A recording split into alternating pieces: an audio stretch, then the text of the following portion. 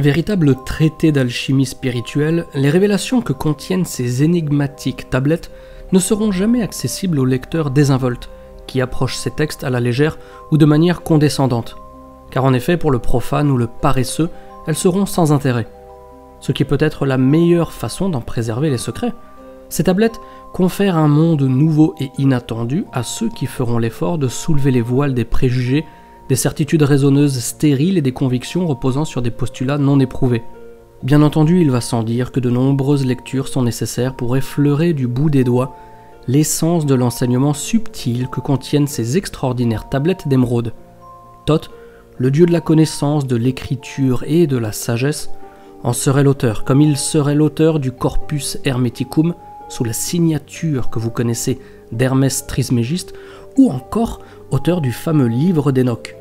Pour ceux qui prendront la peine de méditer les richesses inouïes que renferme ce texte, ils découvriront rapidement que ces tablettes parlent davantage à notre âme qu'à notre intellect raisonneur et parfois déraisonné.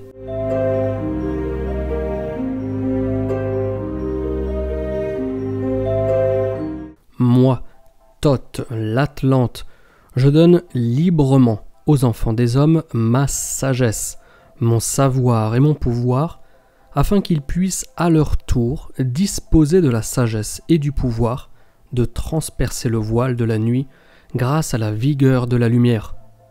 Homme, ne sois pas vaniteux, car sagesse est pouvoir est sagesse, afin de contribuer à la perfection du tout. Sache que tu dois échanger avec l'ignorant et avec le savant. S'ils viennent à toi, écoute-les, car la sagesse est en tout. Ne reste pas silencieux lorsque le mal est prononcé, car la vérité brille au-dessus de tout, comme le soleil. Celui qui contrevient à la loi se punira lui-même, parce que c'est à travers cette loi que l'homme acquiert sa liberté. Ne laisse pas la peur te submerger, car la peur est un obstacle, une chaîne qui retient les hommes dans l'obscurité. Durant ta vie active, écoute ton cœur et suis ce qu'il te conseille. Aucune richesse ne te sera utile si tu t'ouvres à ses conseils et si tu suis sa voie. Jamais tu ne perdras si tu suis ton cœur. Ceux qui sont guidés ne deviendront pas des cendres, alors que ceux qui sont perdus ne pourront trouver une voie sûre. Lorsque tu vas parmi les hommes, sache que l'amour éclairé de soi est le commencement et la fin du cœur.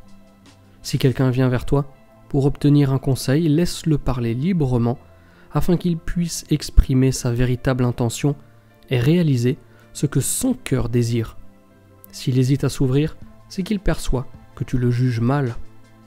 N'écoute pas et ne répète pas des propos extravagants puisque leur émission n'est pas en équilibre. Sache que le silence et l'écoute peuvent donner une grande sagesse à ton interlocuteur, alors que le bavardage sera, lui, inutile. Ne t'exalte pas devant les autres, de peur d'être rabaissé comme la poussière. Si tu dois être un grand homme, sois-le pour ta connaissance et ta gentillesse. Pour connaître la nature de quelqu'un, évite les opinions des autres et passe du temps seul avec lui. En discutant et en observant ses comportements, tu connaîtras son cœur. Ce qui est gardé en réserve viendra en avant et tu partageras avec lui. Le fou considère la sagesse et la connaissance comme de l'ignorance, et les choses qui sont profitables le heurteront. Il vit dans la mort qui est son aliment. Le sage laisse parler son cœur et garde le silence avec sa bouche. Toi, homme, écoute la voix de la sagesse, écoute la voix de la lumière. Les mystères qui émergent du cosmos illuminent le monde de leur lumière. Celui qui veut se libérer de l'obscurité doit tout d'abord séparer le matériel de l'immatériel. Celui qui connaît le feu en lui s'élèvera pour rejoindre le feu éternel et reposera en lui pour l'éternité.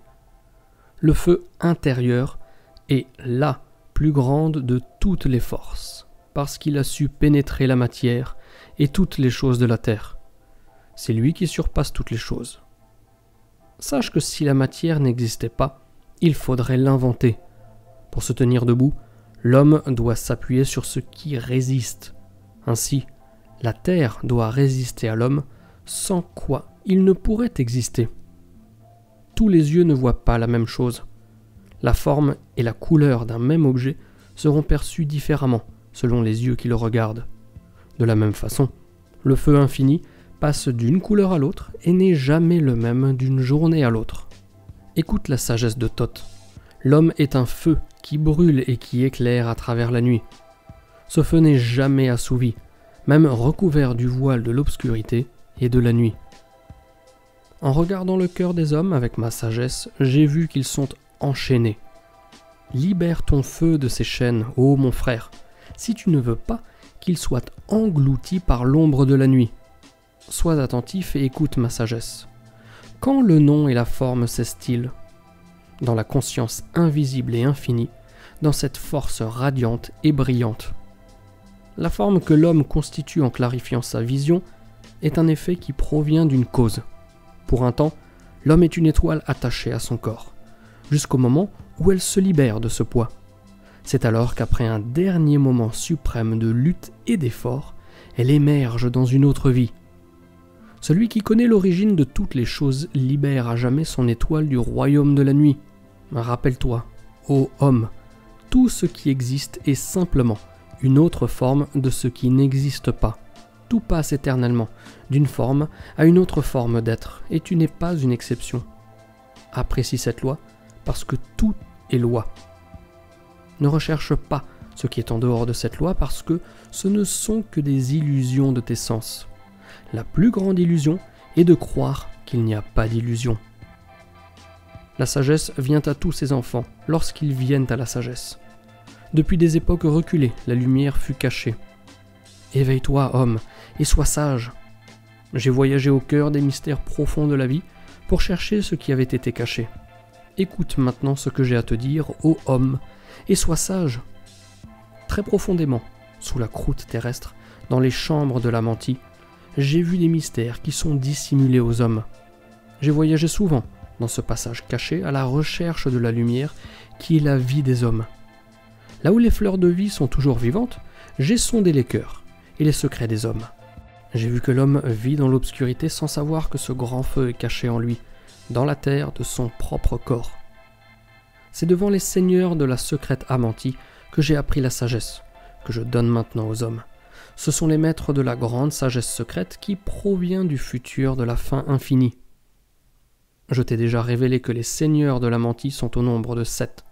7 suzerains, 7 enfants du matin, soleil des périodes et maîtres de la sagesse. Ce ne sont pas des enfants des hommes. On les appelle 3, 4, 5, 6, 7, 8 et 9. Sans forme, tout en donnant forme aux hommes, ils proviennent du futur pour leur enseigner. Sans vie, et pourtant ils vivent pour toujours. Ils ne sont pas enchaînés à la vie et sont libres de la mort. Ils gouvernent pour toujours avec leur infinie sagesse, attachés et pourtant libres des chambres de la mort. Ces seigneurs du tout sont libres de tout, et en eux se trouve la vie qui pourtant n'est pas la vie. Ces instruments qui donnent le pouvoir sur tout proviennent du logos primordial. Vastes dans leurs limites, cachés par leur petitesse, formés par le sans-forme, connu et pourtant inconnu. Le 3 détient la clé de toute magie cachée.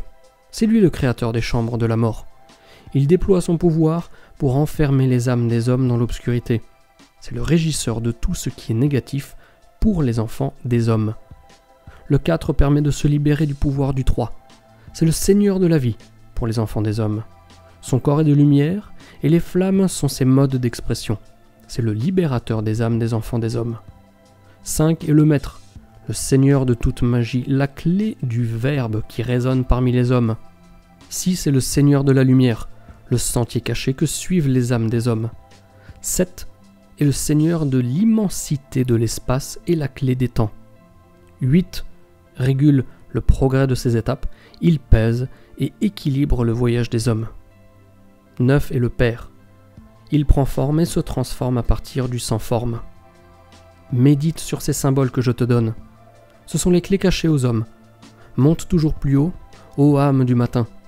Élève tes pensées vers la lumière et la vie, et tu trouveras dans les clés des nombres la lumière qui éclairera ton chemin d'une vie à l'autre. Recherche la sagesse, et tourne tes pensées vers ton royaume intérieur. Ne ferme pas ton esprit à la fleur de lumière.